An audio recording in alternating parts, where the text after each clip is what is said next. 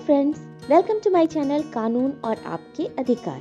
Friends, आज का video start करने से पहले अगर आप मेरे चैनल पर न्यू हैं तो प्लीज इसे सब्सक्राइब करें और साथ ही बेल आइकन जरूर प्रेस करें, जिससे आपको टाइम टू टाइम मेरे न्यू वीडियोस का नोटिफिकेशन मिलता रहे।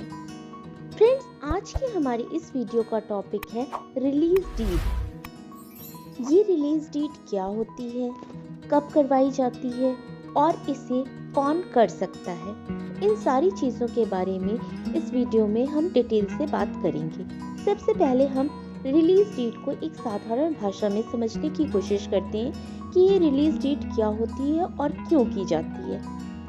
इसे साधारण शब्दों में कहा जाता है अधिकार को त्यागना, यानी कि किसी भी प्रॉपर्टी पर अपने अधिकार यानी कि अपने हक को किसी और के फेवर में त्याग देना।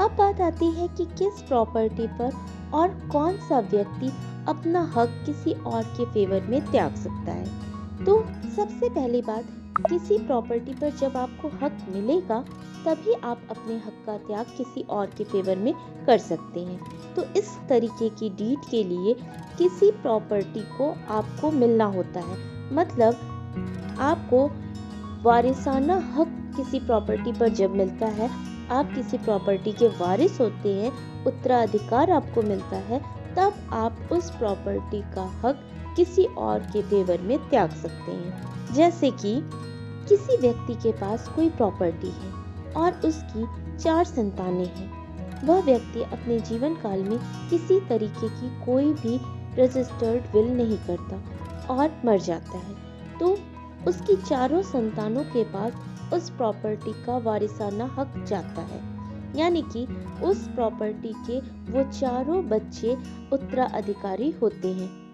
अब अगर इस कंडीशन में उसमें से कोई भी एक व्यक्ति या फिर उसमें से एक से ज़्यादा व्यक्ति किसी एक के फेवर में या किसी 2 लोगों के फेवर में, जैसी भी परिस्थिति हो, अपना हक त्याग कर अपना पूरा अधिकार उसको देना चाहते हो।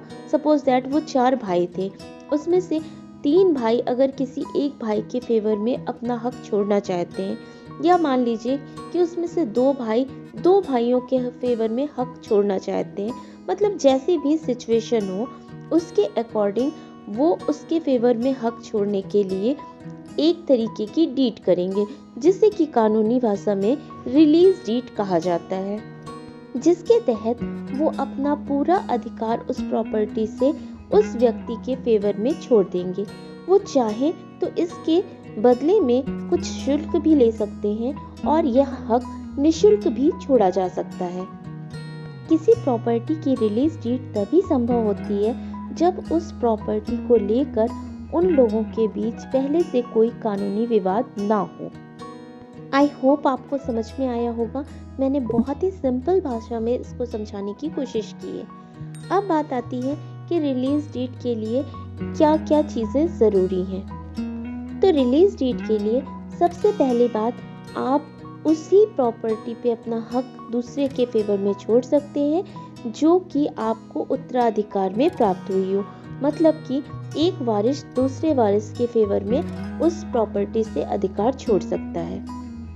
दूसरी बात, उस उत्तराधिकार को यानी कि अपने अधिकार को किसी और के फेवर में छोड़ने के बदले में वो कुछ शुल्क ले सकता है और चाहे तो उसे निशुल्क अपना अधिकार दे सकता है। थर्ड इम्पॉर्टेंट पॉइंट, ऐसे रिलीज डीड जिन लोगों के बीच हो उनका स्वस्थ मानसिक स्थिति का होना और मेजर होना ज़रूरी है। यहाँ एक इम्पॉर्टेंट पार्ट और मैं आपको क्लियर करना चाहूँगी कि रिलीज डीड में एक सबसे इम्पॉर्टेंट चीज़ ये होती है कि जो भी व्यक्ति दूसरे व्यक्ति के फेवर में हक छोड़ता है उनका आपसी क्लोज रिलेशन होना ज़रूरी होता है। वैसे तो आप समझ ही गए होंगे कि अगर वारिसाना हक जा रहा है तो इसका मतलब है उनका क्लोज ब्लड रिलेशन होगा। जी हाँ, तो रिलीज डीड के लिए एक क्लोज ब्लड रिलेशन होना ज़रूरी है। क्लोज ब्लड रिलेशन वाले ही आपस में रिलीज डीड कर सकते हैं। इस तरह की रिलीज डीड रजिस्ट्रेशन एक्ट के सेक्शन 17 के अंतर्गत की जाती है। मैं यहाँ एक बात और क्लियर करना चाहूँगी, इस तरह की रिलीज डीड में स्टैम्प ड्यूटी काफ़ी कम होती है। नॉर्मली डीड्स में स्टैम्प ड्यूटी काफ़ी होती है, बट रिलीज डीड में स्टैम्प ड्यूटी काफ़ी कम होती है। जिसके फेवर में इस तरह की रिलीज डीड हो जाती है, वो उस प्रॉपर्टी का पूरी तरीके से स्वतंत्र स्वामी हो जाता है। वो चाहे तो आगे उस प्रॉपर्टी को सेल कर सकता है, लीज पे दे सकता है, वो मतलब उस प्रॉपर्टी का जो भी चाहे वो यूज़ कर सकता है। जिसने उस पर अपना अधिकार त्याग दिया है, फिर उसका उस पर कोई राइट नहीं रह जाता है। आई होप आपको क्लियर हो गया होगा। अगर आपको ये वीडियो यूज़फुल लगा हो तो प्लीज़ इसे लाइक और शेयर ज़रूर करें, और हाँ, अपने वैल्यूएबल कमेंट्स कमेंट बॉक्स में देना बिल्कुल ना भूलें। अगर आप इस वीडियो से रिलेटेड कुछ कहना चाहते हैं या आप चाहते हैं मैं किसी और टॉपिक पर वीडियो बनाऊं, तो प्लीज़ अपने वैल्यूएबल कमेंट्स कमेंट बॉक्स में ज़रूर दीजिएगा। Thank you for watching my video.